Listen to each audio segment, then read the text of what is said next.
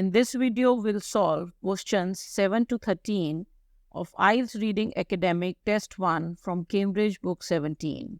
If you're looking for an explanation for a particular question, the video is divided into chapters and you can directly go to that part of the video. In case you missed it, we have already solved questions 1 to 6 in a previous video and you can find the link to it in the description below. The question type of questions 7 to 13 is true, false, not given. The questions of true, false, not given are in the same order as the information in the text. So there is no need to read all the questions first. We can read the first question first and locate its answer. The answer to the second question will be after that, and so on. Let's begin with the 7th question.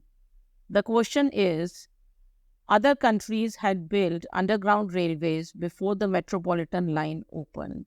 This question has a capitalized word metropolitan in it, which can help us locate the answer easily. The main keywords are metropolitan line and opened. Also, since the question mentions other countries, there could be names of countries in the passage instead of the word countries. I start scanning the passage for the word metropolitan first because it is capitalized. And so it will be in the passage for sure as it is. There won't be any synonyms of this word. The capitalized word metropolitan is mentioned in the 3rd paragraph, but that is the name of a company. Metropolitan line is mentioned for the first time at the beginning of the 5th paragraph. Also, the date of its opening is mentioned in the same sentence. So we can be sure that this is where the answer to the 7th question is. The sentence in the passage is, the Metropolitan line, which was opened on 10th January 1863, was the world's first underground railway. Because it was the world's first underground railway, it means other countries had not built underground railways before this. So the answer to the 7th question is false. Moving on to the 8th question.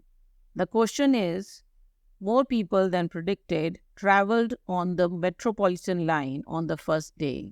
There was a mention of Metropolitan line in the 7th question, and now there is a mention of Metropolitan line in the 8th question also.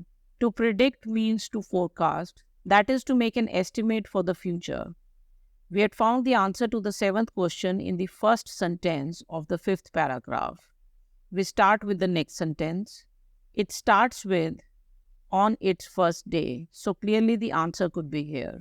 On the first day, almost 40,000 passengers were carried. After this, there are just details of the train stations and the time of the journey. We don't need these details for our answer. So reading on to the next sentence in the passage, by the end of the Metropolitan's first year of operation, 9.3 million journeys had been made. This is the only part of the passage that mentions the number of passengers. We needed 3 pieces of information for the 8th question. How many people traveled on the first day? What was the prediction about how many people would travel? And finally, whether more people traveled than the predicted number. We only have answer to one of these questions, the first question. The other 2 are not given. So the answer to the 8th question is not given because of this part of the question. This is the not given part. A statement is not given even if only a part of the statement is not given. The 9th question. The use of ventilation shafts failed to prevent pollution in the tunnels. The first set of keywords I'll keep in mind are ventilation shafts, pollution, and tunnels. These may help me find the location of the answer. This is where we had found the answer to the 8th question. So I start scanning the next paragraph, the 6th paragraph. The last sentence of this paragraph mentions ventilation shafts and tunnels. Now that I have a tentative idea of the location of the answer, I read the question again. What the question means is that ventilation shafts were used. There was a pollution problem in the tunnels, which was not solved even after ventilation shafts were used. In the passage, it says, however, smoke and fumes remained a problem even though ventilation shafts were added to the tunnels. even though is very important to the understanding of this sentence. What this means is ventilation shafts were added to the tunnels, but smoke and fumes still remained a problem, which means that the problem was not solved or ventilation shafts failed to prevent the problem of pollution in the tunnels. The answer to the ninth question, therefore, is true. This question is a good example of how you may sometimes not find the keywords you expect. When I read the question first, I was almost sure that I would find three pieces of key information almost as it is: ventilation shafts, tunnels, and pollution. I had expected that there may be small changes. For example, instead of pollution, I may find words like polluted or pollutant, but I would easily be able to locate it. Instead, the synonym of pollution in the passage is smoke and fumes. The 10th question. A different approach from the cut and cover technique was required in London's central area. Cut and cover is in quotes in the question. So I know for sure that I'll find it as it is without any changes in the passage. I'd come across cut and cover while solving questions 1 to 6 of this passage too. It was in the 4th paragraph. But I know the answers to true false not given are in order, so this cut and cover has to be after the location of the ninth answer. This is where I'd found the ninth answer in the 6th paragraph. Here's cut and cover towards the end of the next paragraph, the 7th paragraph. Other pieces of key information I keep in mind are London central area and the two words technique and approach, which are synonyms. And finally, I'll have to figure out if a different approach or a different technique was required or was needed for London's central area. Centre of London and capital centre are mentioned in the sentence before the sentence where we have found cut and cover. I'll read the sentence with cut and cover, and if required, I'll read the previous sentence. The cut and cover method of construction was not an option in this part of the capital. The only alternative was to tunnel deep underground. I have no idea what cut and cover method is. It may have been explained before this, but I don't need to understand it. I know that cut and cover is some method or approach or technique of construction. This sentence mentions this part of the capital. This refers to the part of the capital or the part of London, the capital of England, from the previous sentence. The previous sentence mentions the centre of London. So what I understand from this is cut and cover method could not be used in the central part of London. Another alternative or a different approach was required. The answer to the 10th question, therefore, is true. What could be confusing is the fact that the main sentence where we found the answer just mentions this part of London, and the sentence before that clearly mentions the central part of London. Also, the key information that we identified from the question is spread over 3 sentences in the passage: centre of London, cut and cover, and different approach. The 11th question. The windows on City and South London trains were at eye level. There's easy location key information here: City and South London. It is capitalized. So first I look for it. We had found the answer to the previous question, the 10th question, in the 7th paragraph. City and South London is mentioned in the next paragraph, which is the last paragraph of the passage. What we need to figure out is whether the windows were at eye level or not. At eye level means at a height that people can look out of the windows. So I look for the word windows near this area. It is mentioned a little later. Let's read the sentence with the word windows first. The carriages were narrow and had tiny windows just below the roof, because it was thought that passengers would not want to look at the tunnel walls. What I understand from this is windows were just below the roof and the passengers could not look out. From this, it can be inferred that windows were not at eye level. What I need to make sure, however, is whether these windows were on City and South London trains. To do this, I have to read a couple of sentences before this too. The sentence before this starts with, the trains were made up of. I don't need to read the whole sentence. This is clearly talking about the same train as the next sentence, but the name of the train is not mentioned. The sentence before this, the line opened in. The sentence before this, City and South London. So the City and South London train or City and South London line is first mentioned here.